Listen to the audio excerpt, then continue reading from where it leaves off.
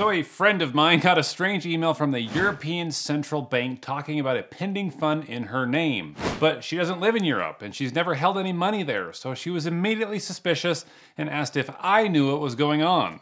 And I didn't, but I was anxious to find out. So I responded to this email that came from a Mr. Robert Peter, and I pretended like I was the one who just received it.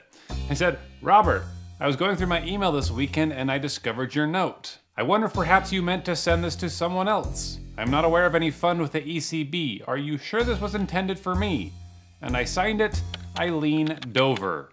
Do you get it? Eileen Dover? It's a made-up name. Surely the ECB doesn't have a pending fund with that name. Or do they? Robert writes back and says, "Dear Eileen, I am so sorry for the delay which you must have experienced. We took control of your dormant fund after several failed attempts by the financial institution to contact you. As of today, your fund is valued at €2,732,340. Holy crap, Eileen Dover is about to become a millionaire. I just need to verify some information for her." And I said, "Where did this money come from? Here's my address in case you want to double check."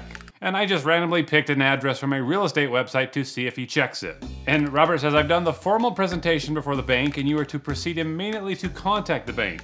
She is solely responsible for the immediate disbursement and remittance of your fund to you. Go ahead and contact her immediately." And then he gives me the information for a Miss Nicole Thomas, who's the Chief Customer Officer for Hodel Private Bank. Now, who here has ever heard of Hodel Private Bank? It's gotta be a fake bank or they really suck at marketing because I can't find them anywhere. But I do as I'm told and I write to Nicole saying, "Hello, I was contacted by a Robert Peter and was told to contact Miss Nicole Thomas regarding some funds that are being held in my name. I am not entirely certain how this all came about. Can you confirm you are dealing with the right account holder?"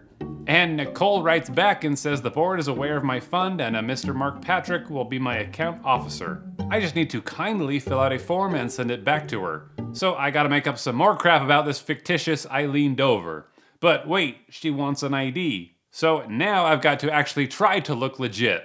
So thanks to some tips and tricks from my friends, I'm able to carefully develop a driver's license for Eileen Dover. And I use a random AI generated face to represent her, and I have nearly convinced myself that Eileen Dover is a real person. And it must have worked because Nicole writes back and says, "Your account with us has been set up and below are your login details." And I can hardly believe what I'm seeing. There really is a Hodel Bank website and I'm actually able to log in. And when I do, I can see my name and my account balance. Eileen Dover is sitting on a fortune, but when I go to try to make a transfer or a withdrawal, it says your account is dormant, inactive, please contact customer care. Oh, okay. What are they gonna try to do to make me activate this account? This is where I start to investigate. So I go back to the home screen and I copy some of the text and I paste it into Google. Then I see a whole page of websites using the exact same text, and they're even using the same picture. They've just changed the name of the bank. We've got Reliance Bank, Wamex Bank, Mbrook Bank, Trail West Bank. How long do you want me to go on for? There's dozens. It's the exact same guy or group running all these sites because they're probably backups in case one or several get shut down. So let's see if I can find out who's behind all this. I take the Hodel Bank website over to Whois to see if they have the person who registered the site, and it says it was done by a guy named Russell Crowe. Russell Crowe, the actor? Surely it's gotta be somebody else. But I have his Gmail address, so I go to see if he's got a Google profile and... oh, come on. Really, scammers?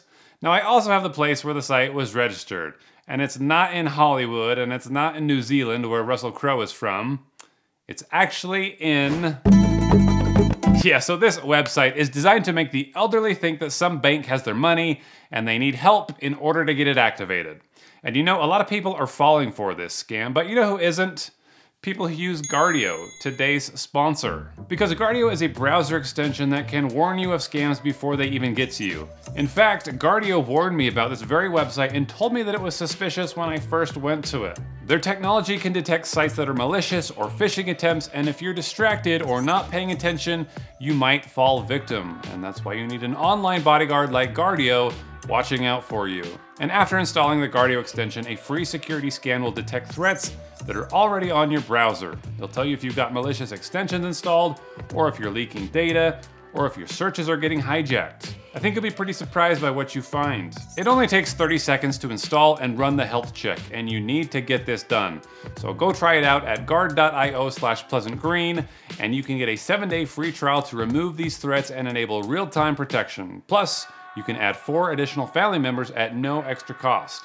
There are 1 million people using Guardio today, and you can join them by going to guard.io/pleasantgreen and check out their affordable premium plan or full protection. So I write back to this Nicole person in customer care to ask, how do I withdraw the cash? But I get a message saying it's been blocked. Now I don't know if this is Google flagging it or what, but I'm no longer able to contact Nicole. So I write back to Robert Peter and I say that the email has been blocked. So he just gives me the email address for my new account officer, whose name is Mark Patrick. So enter a new character to this story. So I write Mark and I say that Nicole's email isn't working, and when I try to reach her, I get this error. Now, if you've watched my channel before, you'll know that this is a special link. It looks like it's a Google support link, and it will even take you to a Google support page. But it is a redirect link that I created at grabify.link, and it will tell me his IP address if he clicks on it, and I will know if he's really in Europe or somewhere else. But of course, he clicks on it, and I can see that he's trying to hide his location with a VPN and a server in New York. But his device is set to Nairobi time. Nairobi?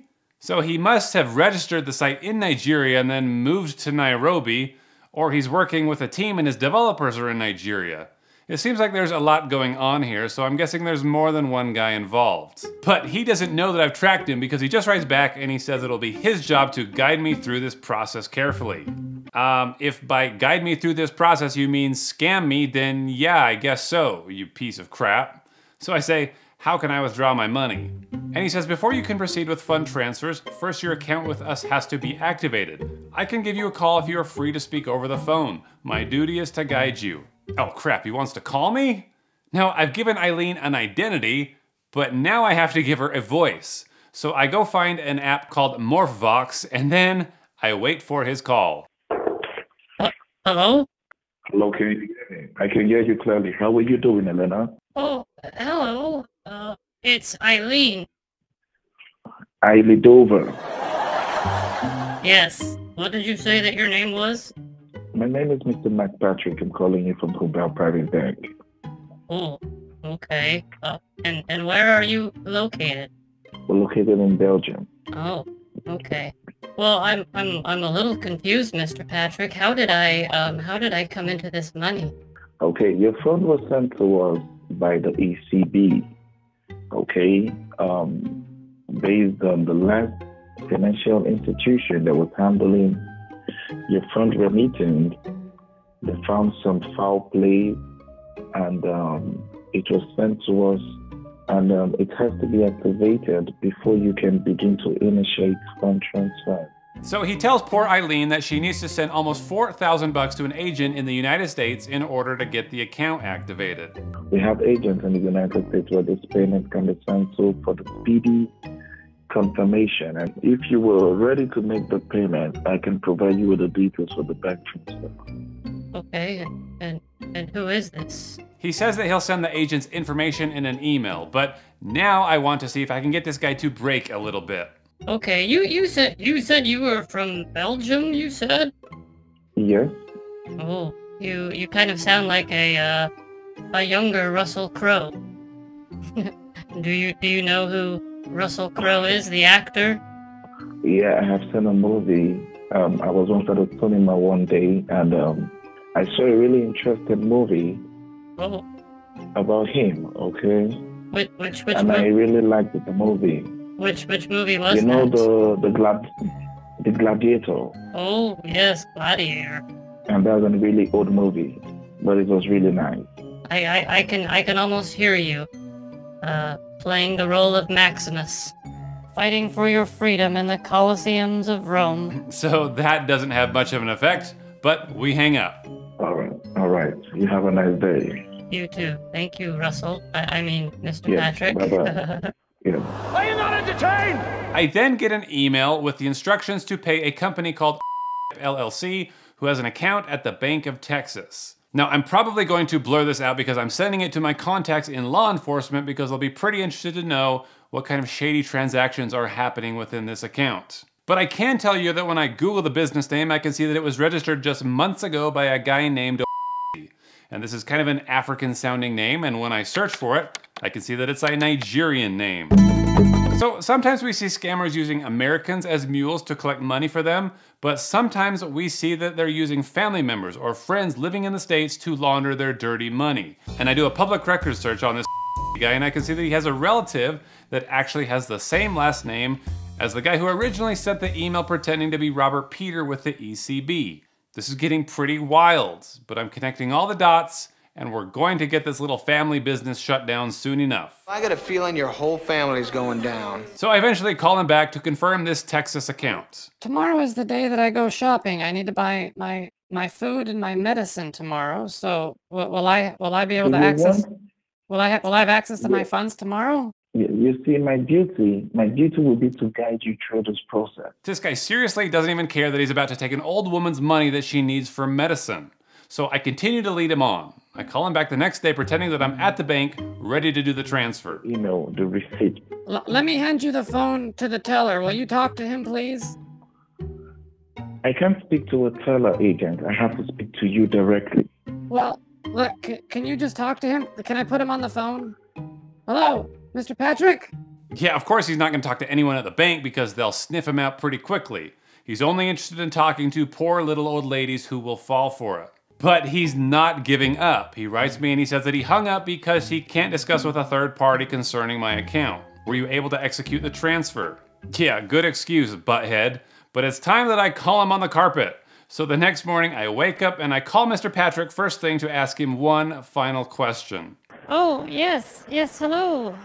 Hello, Mr. Patrick. How are you? I'm fine. Mr. Patrick, I visited my bank and I just have one question before I send the funds. Okay. They are asking me at the bank, do you want me to send the funds to this company in Texas, or do you want me to send the funds to you in Nairobi?